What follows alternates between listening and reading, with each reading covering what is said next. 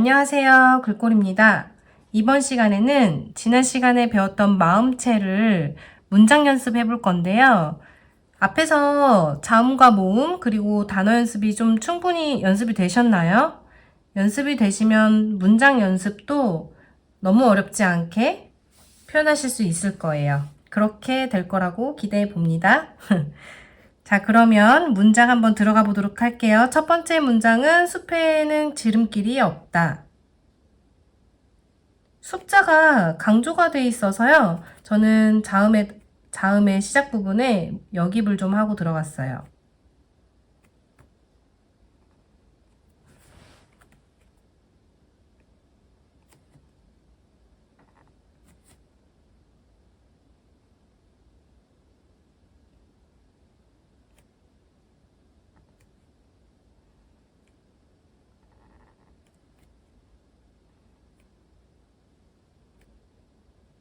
살짝 곡선으로 표현해 주시면 좀 더 예뻐요.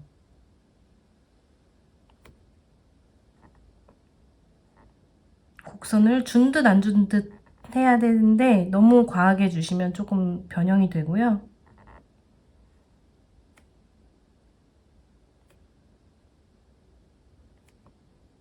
이렇게 문장을 쓰실 때는 자음과 모음의 굵기 차이가 조금 나줘야 전체적으로 봤을 때 굵기의 강약이 다양해 보여요.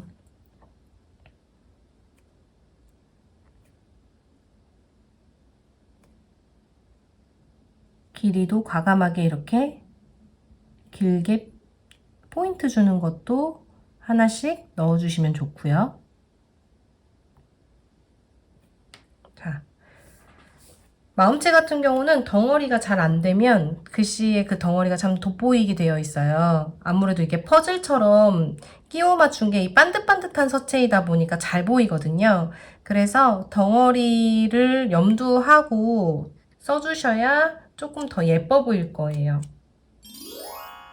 두 번째 문장은 자연을 닮은 소박한 삶.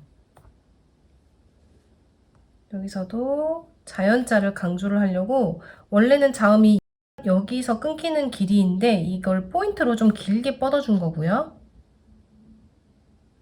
모음도 연자하고 비슷한 위치에서 시작을 해야 되나 좀 더 강조하기 위해서 위로 올려서 시작을 했죠.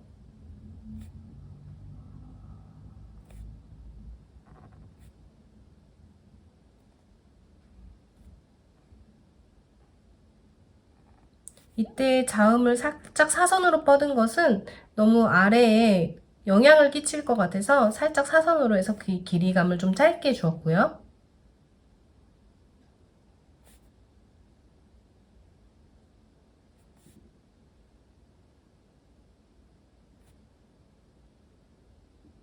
지금 교재에는 여기를 끊고 들어가는데요. 조금 더 난이도를 높여서 표현을 하자면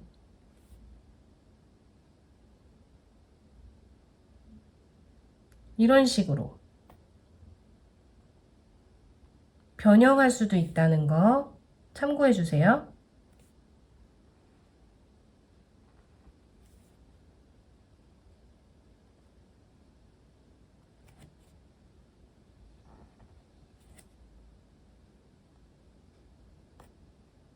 여기도 연결을 해서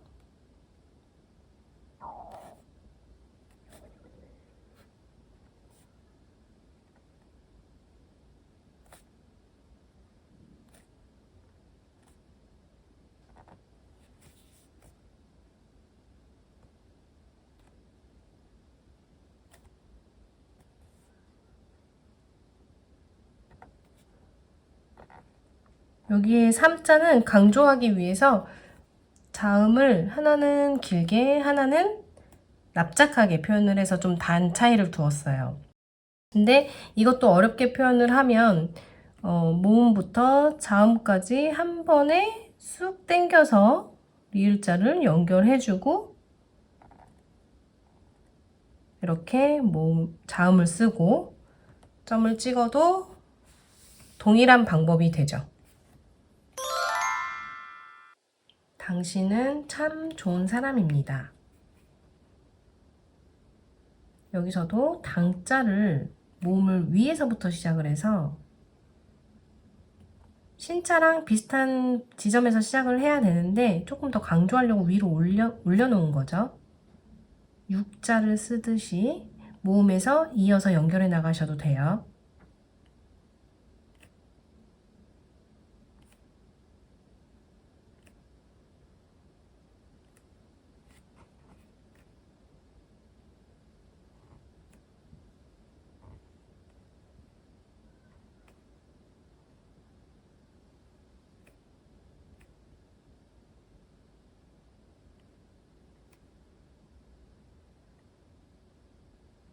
참자에서 한번 강조하기 위해서 자음을 밑으로 길게 표현을 해줬고요.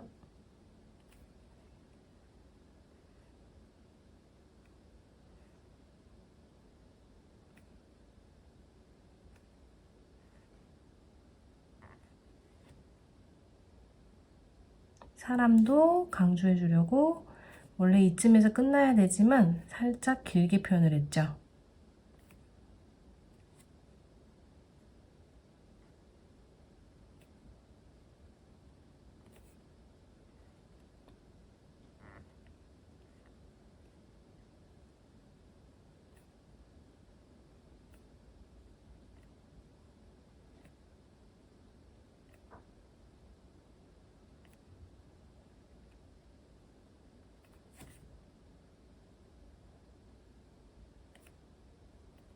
이때 이렇게 긴 선을 표현하실 때 손바닥이 너무 세게 기대져 있으면 내려가기가 쉽지가 않아요.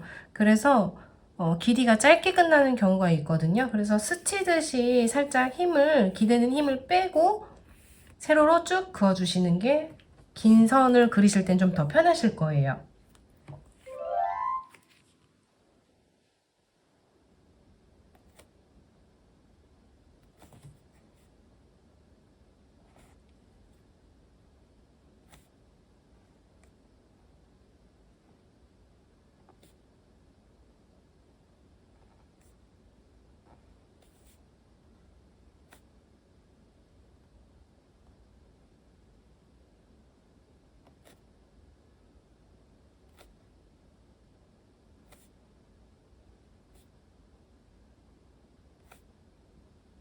여기는 내 인생의 생자에다 조금 더 강조를 해줬죠.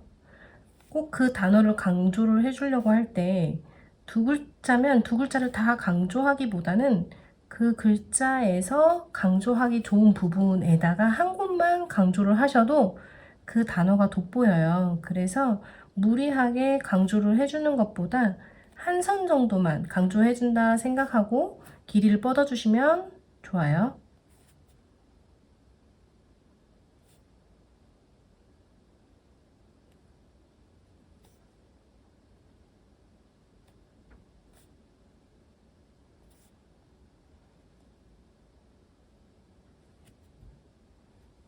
점자도 여기를 길이를 뻗었고요.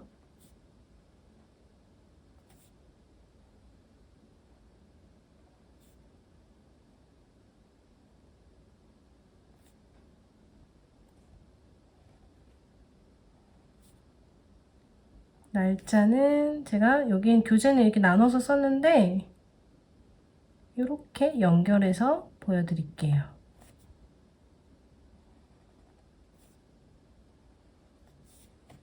자, 이렇게 문장을 표현했습니다. 마지막 문장이죠. 조금 더 기네요. 세상에서 가장 빛나는 기쁨은 가정의 웃음이다.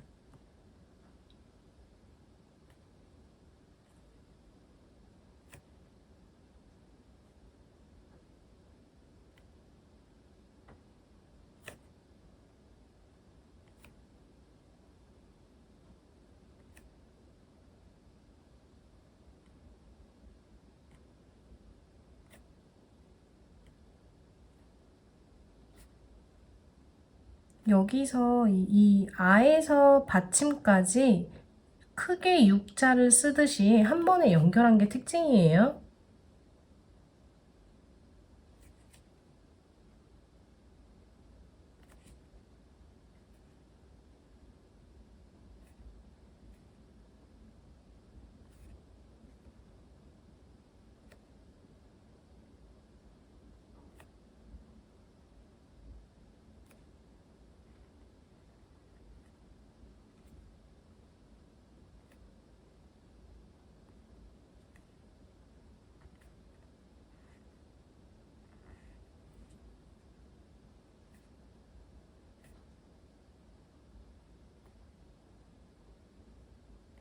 과감하게 누르는 부분과 붓을 힘을 빼고 아주 얇게 쓰는 부분들을 잘 힘 조절을 하셔서 표현을 해주셔야 돼요.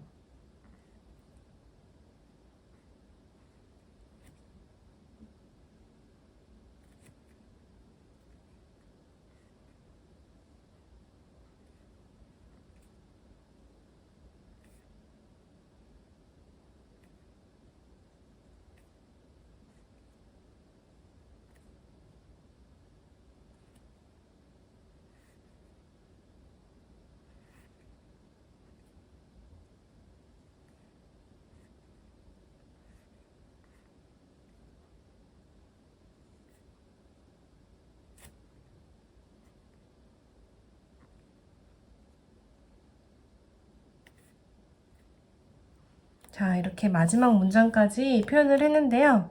제가 오늘 좀 손이 땀이 많이 나서 이렇게 한 번씩 손이 잘 안 나가가지고 덜덜덜덜 이런 선들이 나타나는데 이해해 주세요.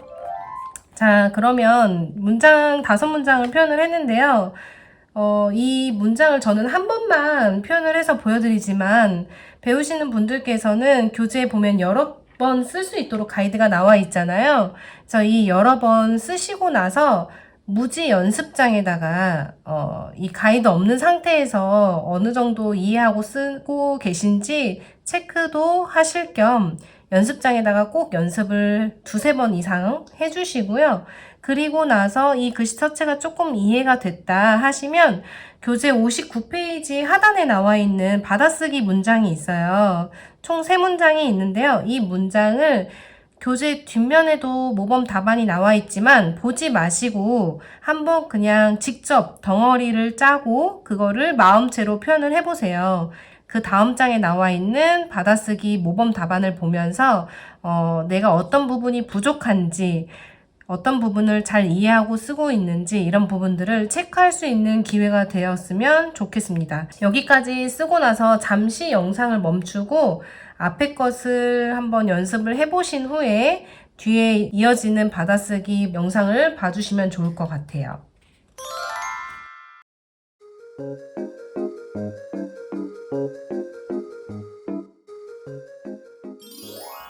앞에서 문장을 충분히 연습하고 과제를 표현해 보셨나요? 해보셨으면 어떤 부분을 잘 쓰고 있는지 어떤 부분이 부족한지 이번 영상을 통해서 한번 비교해 보시고 확인해 보시면 좋을 것 같아요. 자, 그러면 첫 번째 문장 한번 써볼게요.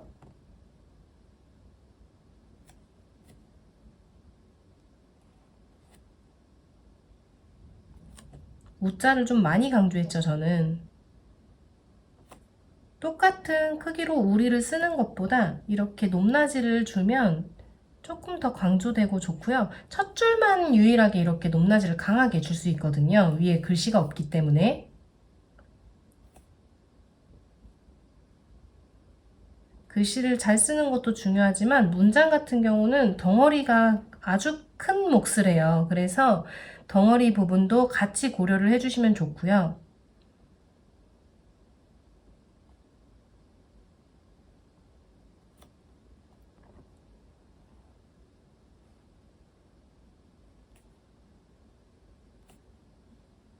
참 많이 해서 보면 미음이 2개잖아요.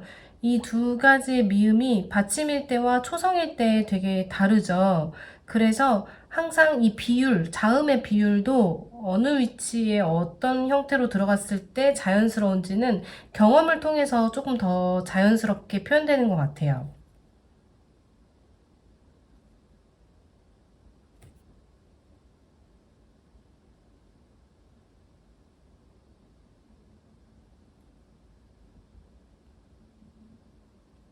모음과 받침을 연결을 했고요.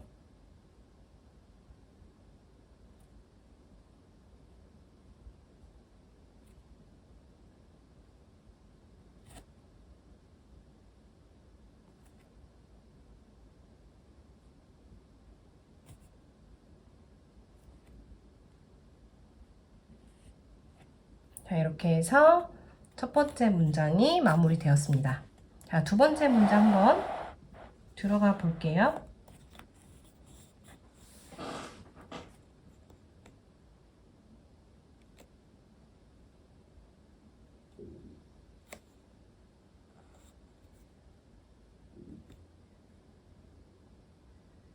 살짝 휘어졌어요.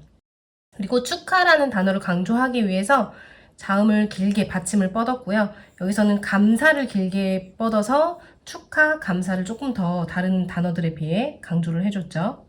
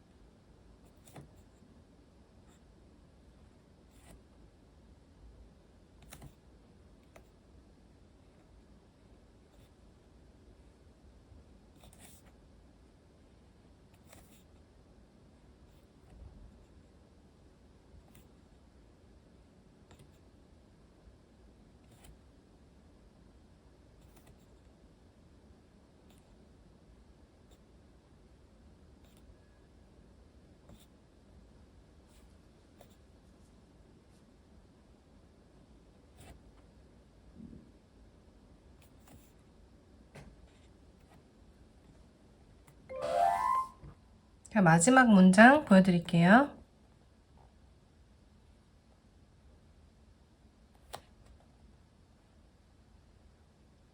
단풍의 단자와 꽃, 그리고 계절을 강조해줬죠.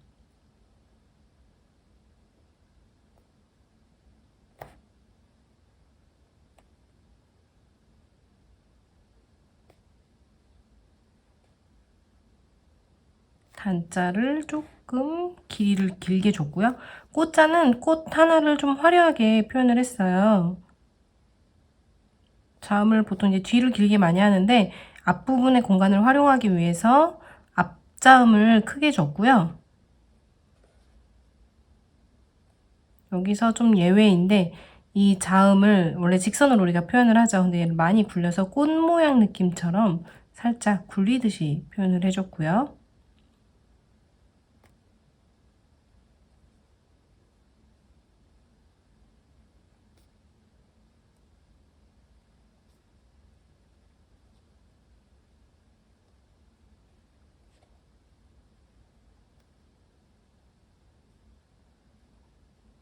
는자 같은 경우는 니은이 아주 얇게 납작하게 표현이 돼야 돼요.